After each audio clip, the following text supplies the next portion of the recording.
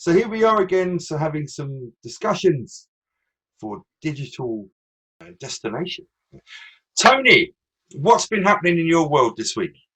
Oh, it's really exciting. It's great to get together with you guys first off. It's long overdue. It's always great to catch up.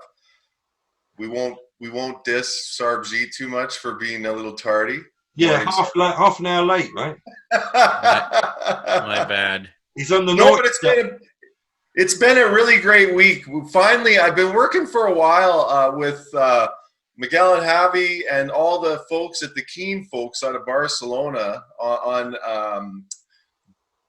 Bridge the Digital Gap. It's a study they're doing with 59 different individual thought leaders that are involved in digital transformation around social media, customer experience, big data and AI. We're looking at Reading that art script. tech. What's that? Yes, looks like you're reading that off a script, Tony. I did look at the others just to make sure I didn't miss anything. We all got a lot going on, right? But the exciting news about this week is it got a little delayed because of the whole COVID, how this was going to roll out, everything else. There's been a lot of work done over the last few years, right? And it really looks at bridging that digital gap, what's happening, the case study, we're going to look at more, like we've certainly done some work up front just on, different emerging technologies and how they're being embraced and how to better embrace them, right? For example, like experiences. I know we had a bit of a discussion about that, right? Like how that customer experience has to be plotted into that whole thing, not just your customers, your end users, your employees, right? How that all blends in together on how you're going to embrace that emerging technology and digest it in. It's not just about technology, it's about how everybody uses that technology. So I'm really excited about it. I'm getting to work with some really incredible thought leaders around the globe on this. And I'm just a guy from Edmonton that ended up on it, right? So I'm having a lot of fun with it, looking forward to it. And I'll certainly keep you in the loop on things as it grows out, right? But Is that Canadian specific then, is it?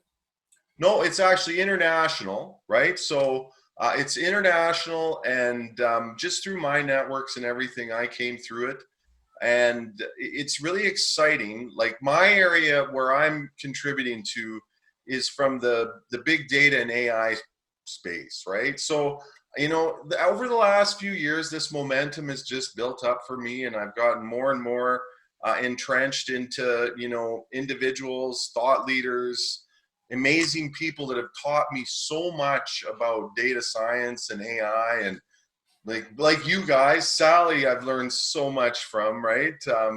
With her big PhD brain there and everything, and She's the just all font of all knowledge. yeah, knowledge. So what I'm doing with this, contributing to this, is taking all this great perspective that I get having all these chats with different influencers, different technology people, innovators, right? And really contributing that to the study, and then we'll further do that, right?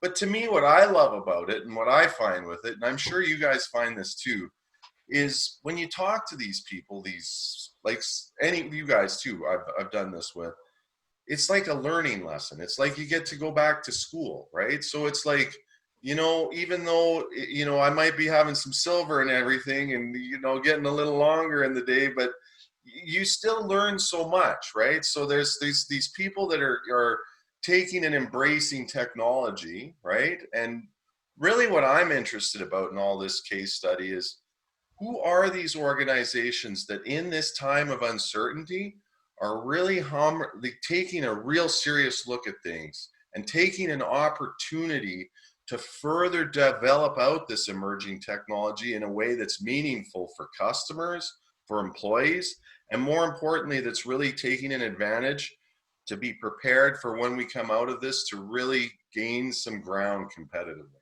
Mm. Yeah, it sounds to me like it might end up into a cult.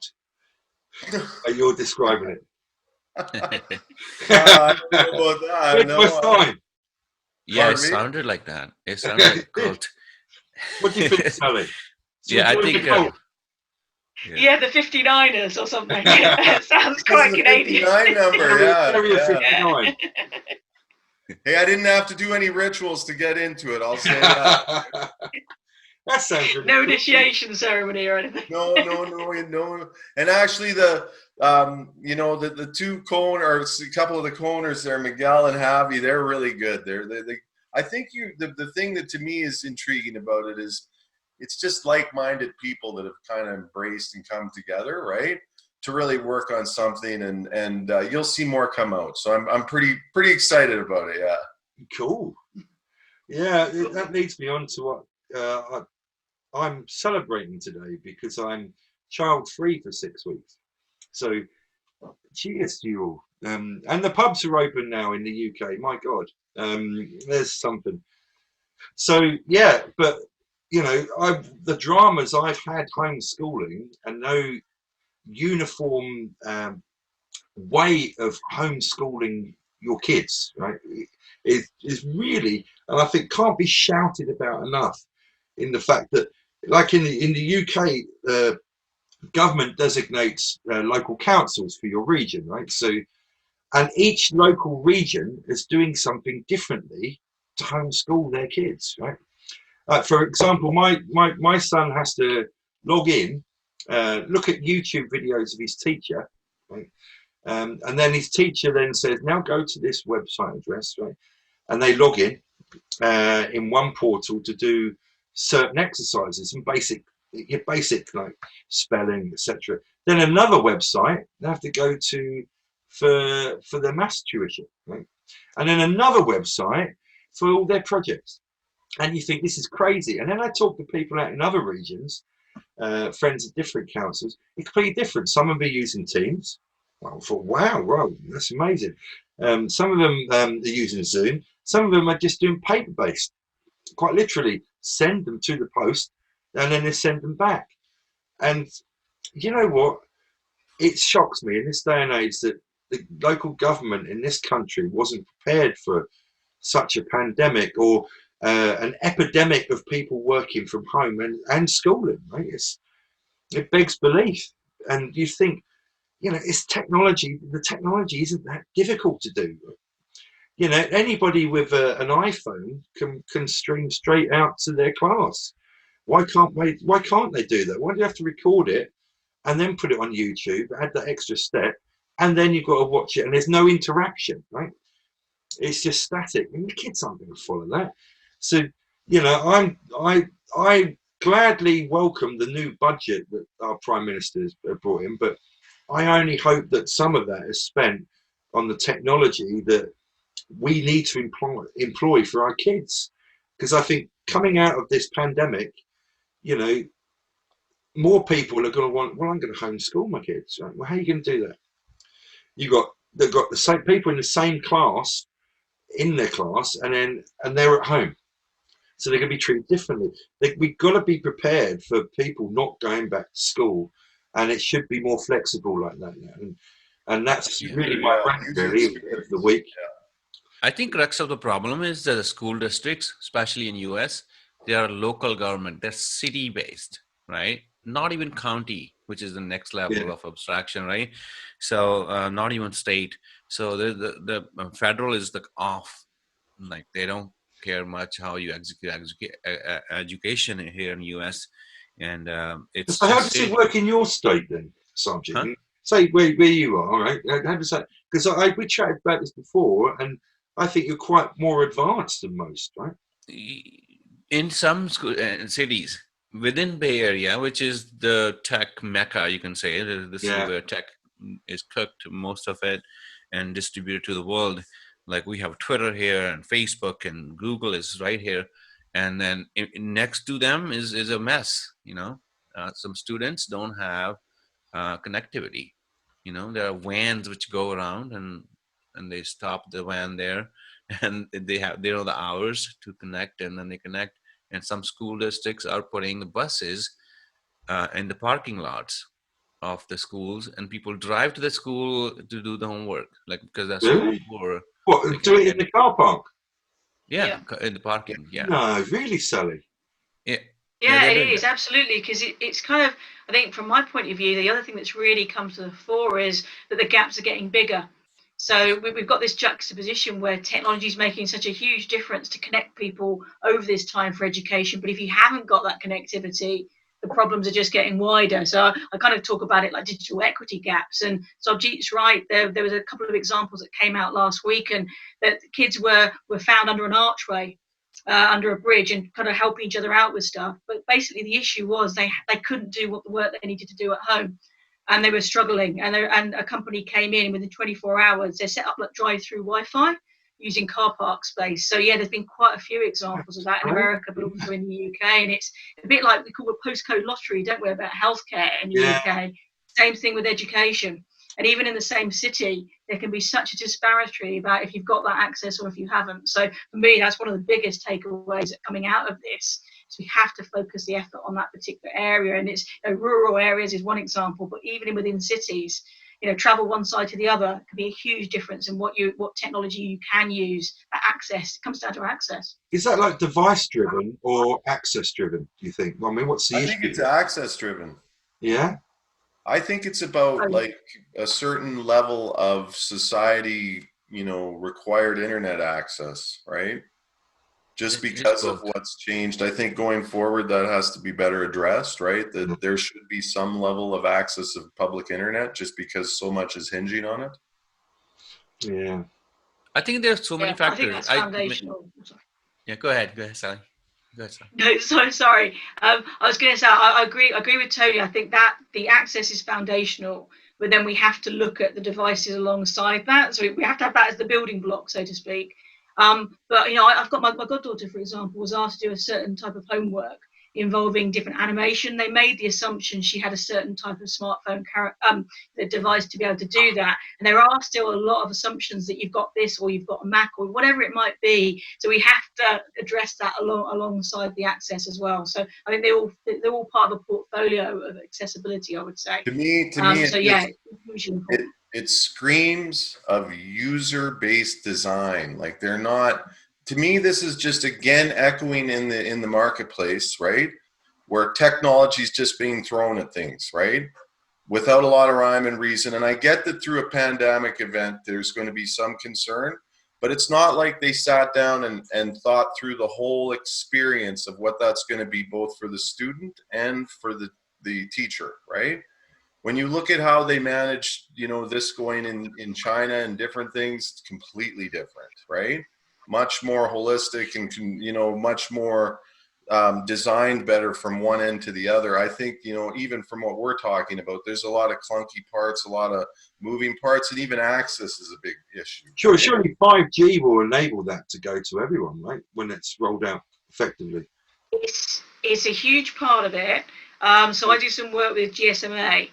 And they are doing, so we had the Thrive event literally in the last few days, and they really are trying to almost be that integrator between solution providers and different types of organizations. For me, it's all about collaboration. So if we think about the COVID experience and what we've done to accelerate healthcare development, and although it's not there yet, the speed of acceleration, what's been achieved in a 2-month period vis-a-vis like a 15-month one, is huge, and it's brought different tech organizations together, and it's been much more collaborative, open data sharing rather than competitive. If we can do the same sort of approach around what some of the challenges around climate and around education, I think we need to kind of draw on those lessons. And so that's some of the work that I'm involved in. But yeah, I think that collaboration and integration is absolutely key, because it's a classic silo situation otherwise, isn't it, basically? Yeah. And that leads me on to privacy, right? And what's going on. I know Sarbjeet can update us on the Facebook scenarios over there that are going through, and also more any privacy and regulation info. Yeah, sure.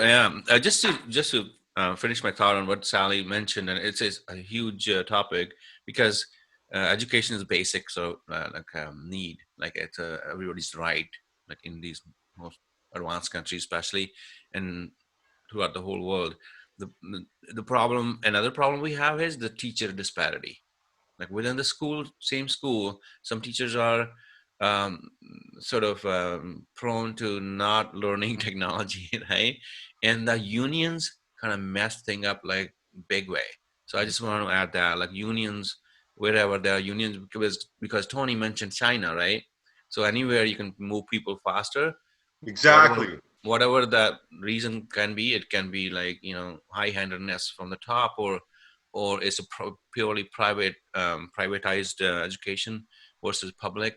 I think unions are a roadblock. But yeah, I'm a Any capitalist. silos are a roadblock. Yeah. Yeah. So on the privacy side, yeah, actually, yesterday I was sitting down, and today is the America's Independence Day, guys. Happy 4th to Yeah, everybody who's happy watching. 4th of Happy July. Cheers, cheers. to all Happy American, 4th, Who's and ever got here's my coffee? tea. my Yeah. American family and friends. Yeah. Thanks. Oh yeah, thank you. So No alien invasions yet then on the 4th of July just yet. yeah, Brits. There are two Brits here on this panel. So yeah. No, it Thanks didn't for answer the question. thanks for leaving. Thanks for leaving. See, we got the two Just Brits on one side. We got the Canadian guy here, right? And then we got, so Canadians still do this to the Queen, like this. But anyways, yeah, yeah, every actually, morning, like you just missed it, right? Like we all sat down together before you got on. Yeah, he's already done that already to us both. yeah, I think jokes aside, actually, I was thinking, I'm a philosopher. I mean, I always think like, I'm becoming more and more philosopher as I age. Um, I think the countries are just constructs, right? Yeah, they are experiments. Even countries are experiments, and America is an experiment. We usually say that it's an American experiment to do. It's very audacious thing to do what we try to do here, like the the personal rights, and then human rights, and which, not saying that other countries don't have it, but like personal freedom is like utmost importance here in US. And it just it's messing up with the way country is laid out, about the way the governance happens. And that mess up is happening a lot more with the technology, and the technology is being brought to the masses by by big corporations like Facebook, like Google, like Apple, right? So what it just, it's a freedom of speech and telling the truth. And then there's a country construct, which another country can hijack your narrative in your country and topple the elections. It is it is messed up system, Yeah, right? and they're very subjective the way that they do that, right? But I Yeah. don't think they have a criminal hand in what's going on. It's more leaving it for your understanding and assumption. They just pump stuff out. I've No, seen a lot of actually, vendors do that too to flood the market with their product or service. yeah, Uh, it can be criminal. Actually, forgot his name. What's his name? He came on, this gentleman. He comes on TV all the time. He's he's a big shot, a lot of money. He has an investor in a lot of companies and so forth in the Bay Area here. So he was on Emily Chang's technology show, which is a daily show, and he was saying that we need an FDA like. He wrote a book called Zucked. Actually, you can look yeah, him up, right? So, what Mark Zuckerberg, he thinks that we need an FDA like Food and Drug Administration in U.S. like CRTC for telecom. Yeah. Yeah, so that kind of entity which takes a look at the technology before it's put into the market, like what kind of impact it will have on existing systems. It can kill people. Technology can kill people. I mean, I hate to say that. I love technology. I do technology. you've got to stop burning those 5G masks, don't you? Yeah, and what happened in Myanmar, right, from Facebook, it can ignite social unrest in certain areas. Uh, it It can helps manipulate. you. It can manipulate so badly. Yes. Yeah, it can help bad actors as much as it helps normal masses. So I think, yeah, that's the context I wanted to talk about. Like Facebook is kind of uh, going against the grain. Everybody else is saying that even if you know our president says something which ignites violence, we will label that content as like, the Twitter started labeling Yeah, I know. That's Trump's terrible. tweets, right? Yeah, yeah. um, and it's a little controversial. But like, he is edgy guy, right? Did We you know that. think that was a good decision by Twitter? I think so. Yeah, I believe that because he is manipulating masses with his rhetoric, with his But the language. irony is that platform was produced to be freedom of speech, to have your own comment get out there, and now that same platform, when it now is regulated, and they want to stop you, or not stop you, but stop certain things getting to you. The whole thing originally was just open for comment. No, no, People put their no, I comment. agree. Now regulation slowly being applied to Twitter and others, But right? they didn't expect the president to be running the company from the platform either. Well, there is that, right? Yeah. Exactly. Yeah, true.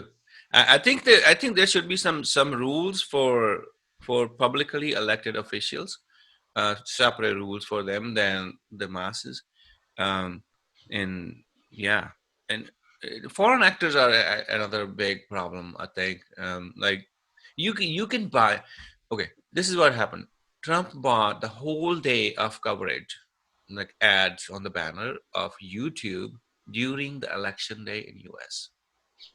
That shouldn't be permitted. I think one party, one person, doesn't matter if it's Trump or Biden or anybody else. Like we have only two parties here, so like one party just owning that narrative on the crucial day, election day, on a big platform which people It's watch. Like massive. It's yeah, one of the it's number massive. one platforms. Let's just be, we all know it from a social media perspective, right? Yeah. You can put in like, and then you cannot regulate that what they're putting that day on there on the banner on those ads. Yeah, yeah. It's unthinkable.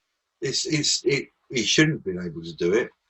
So from a regulation point of view, you reckon that should be more should there be an online personality stroke presence regulator, right, for senior officials?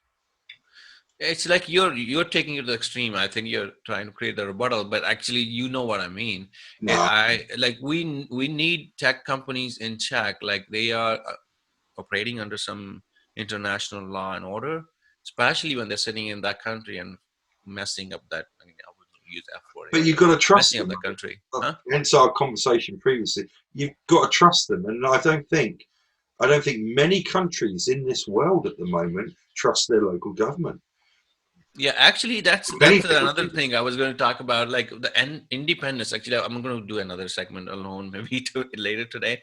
Is that like what's the it's Independence Day today, right here? So, like, what does that word mean? That means that word actually is driven from dependence, right? So, what are we dependent upon these days? So, we want independence from things we are very dependent upon, and they are twisting our thinking and all that stuff, right? And they're stressing us sometimes, and we are dependent upon government more and more, and we are dependent upon technology more and more, right? So people are feeling that we need some independence from these two entities, technology and government, which To is me, it just is the rise of identity. I've been thinking this for quite a while, right? I think identity plays more and more a role in things, right? I think as emerging tech evolves and you look at things like, I just, in the back of my head, all I see is the need for that identity to even speak further. For that very reason, for the trustless system that you can more independently work with.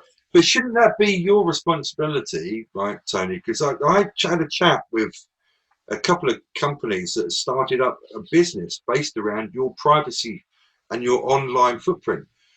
And so basically, one of these businesses, interestingly enough, say if you wanted 20% of car insurance, give me your email address. And then it goes one step further. Do you want 30%? I need your home address. And you go for, and for different offers, like loyalty reward cards, the amount of personal data you give me. And I've seen two companies do this now, and they're extremely successful. I'm not going to name them, and by using your data, but you freely commit and go, yeah. So are they doing that on a crypto like an AWS how are they doing that? agreement? Dick, I agree with it, and then there you're gone, right? This is fair game. Yeah, so some you're doing About information. transparency, though. Yeah, go ahead. I think with trust, with trust, identity. I think the third kind of thing in that triangle is transparency. So if it's truly clear, if that is a value transaction that you very knowingly know that if I give away these pieces of data, I'm giving control of that over, but in return I get this discount or I get this access, whatever it might be. It comes down to the fact if you're consenting to do that with full transparency. I think that's the kind of key thing. I think it's trust, identity, but transparency is the other kind of third part of that. If you see what I mean, I think that's sometimes in the past certainly that's been where it's fallen down. The transparency about that real awareness of what you're doing and what you're giving away has not been there. But I think we've reached quite a tipping point there in terms of more broad stream awareness of how valuable your data is. So I think that's interesting. It'd be interesting to see how those companies go, further ahead, Neil. To be honest, that'd be really interesting. And there's so many talk about blockchain at the moment. Yeah, it all sounds like blockchain. It sure does. Yeah, exactly. Funny enough, they have their app on a blockchain. Okay, interesting. Yeah. But I think that's reached a new level of interest now, I think, as well. In the past, that had a narrative problem, I would say, because it was only associated with one very limited application, so everything to do with crypto. Whereas it can be used in so many different areas. I think, over the pandemic situation, supply chain, absolute, probably its best fit anyway, but we've seen the frailty in certain areas, and we've seen that need for end-to-end transparency.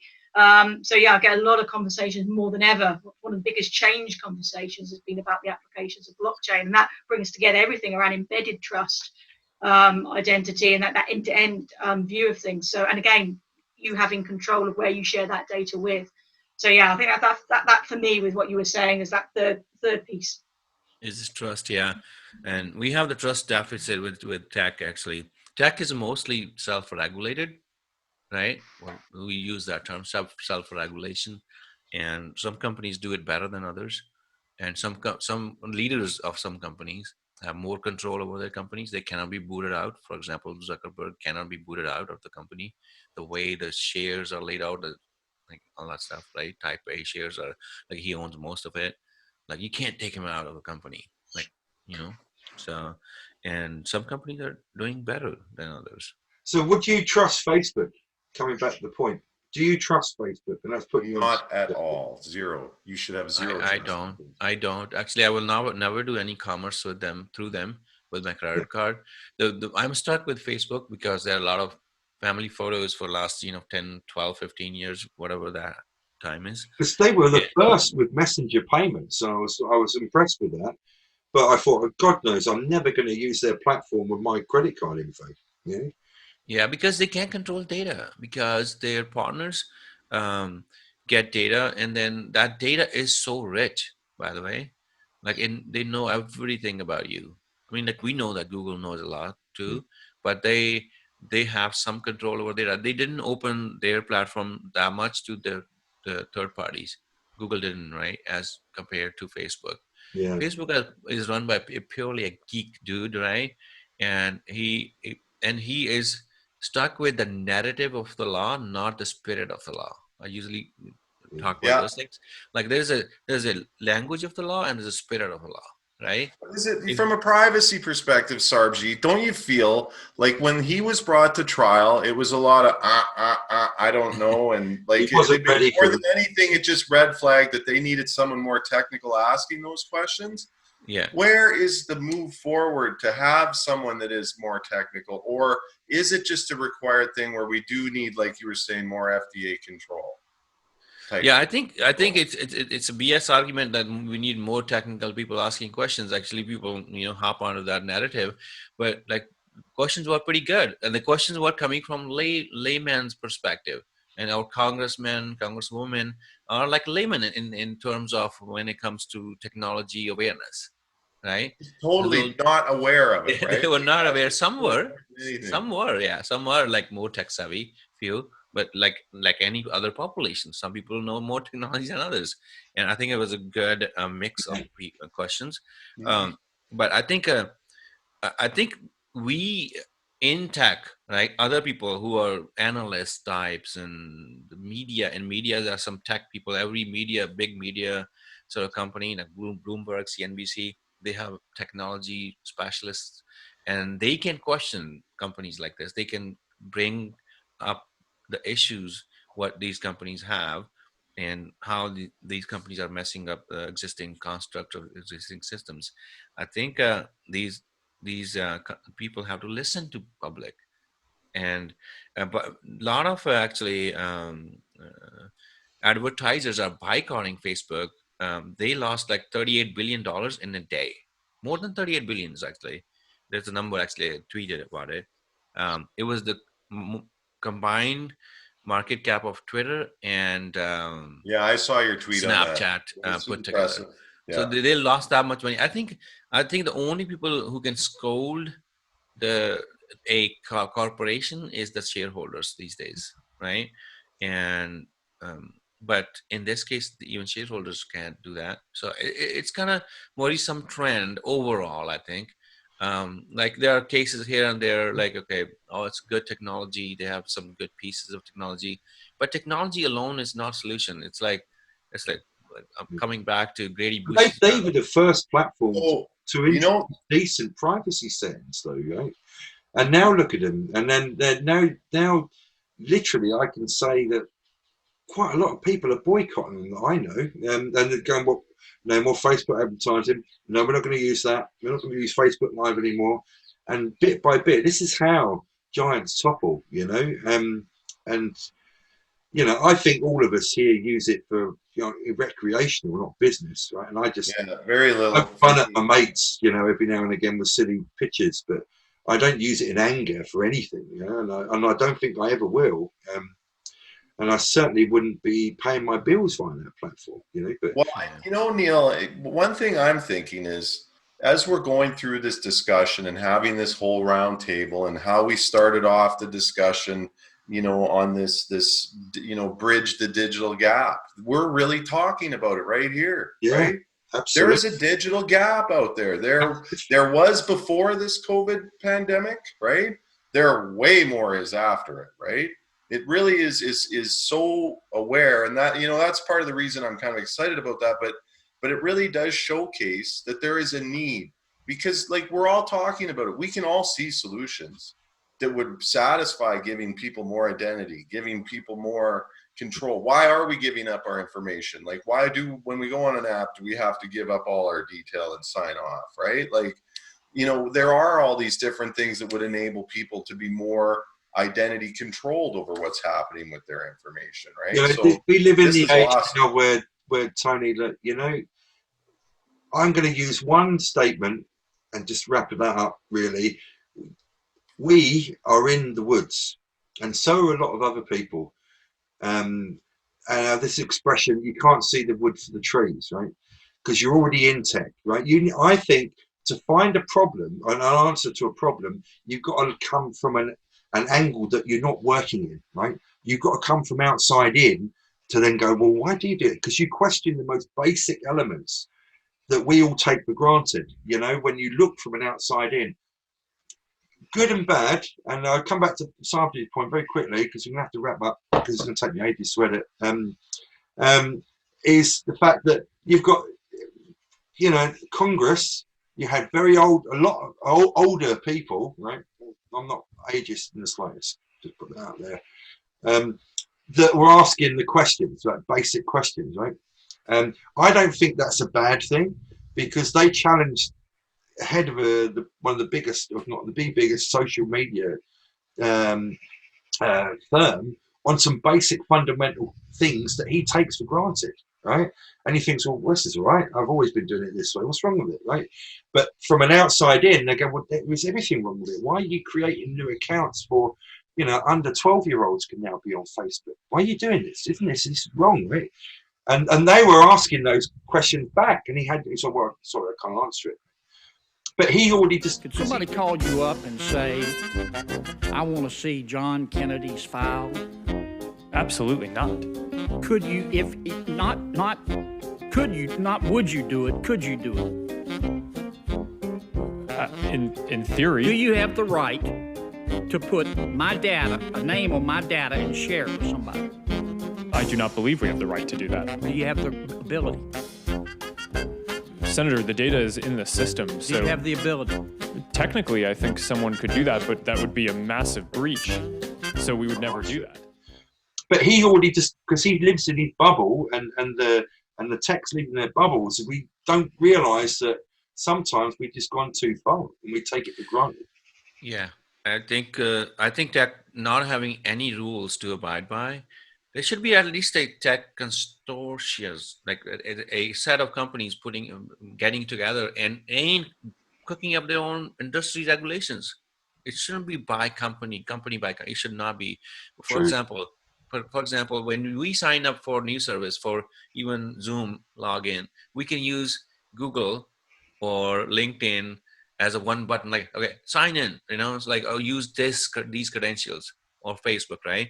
So like it's not single sign on, it's a term for that. So like you use that like existing account to sign in. And then some of the clever companies, they ask for a lot more data. Some are like some good ones who are ethically better. They will ask for your email and your name. That's all they need to establish that you're logged in, who you are, right? But others, like, they want your friends list, or they want your connections from LinkedIn, Where you and went to school. they ask for a lot Yeah. more data by default. There's no rule put in place by these, even Google, when people are using their sign-on. It's like, hey, let me warn people. Like, they ask you a lot more information than basic information.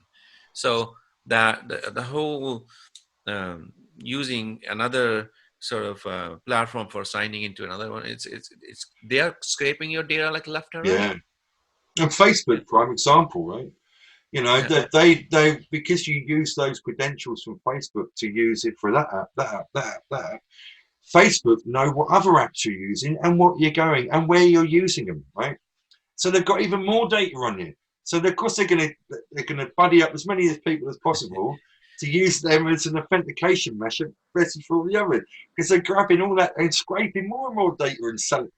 Did I say selling it? Or maybe doing something that they shouldn't be doing with it. The rise of identity management, man. Like, that's what I see. Yeah. So let's just wrap that up there, guys. And it's been great. And I'm yep. And say goodbye, everyone. Yeah, Bye, everyone. Yeah, good. Yeah. Hey guys, good seeing you. Yeah. Enjoy the weekend, and look forward to catching up again.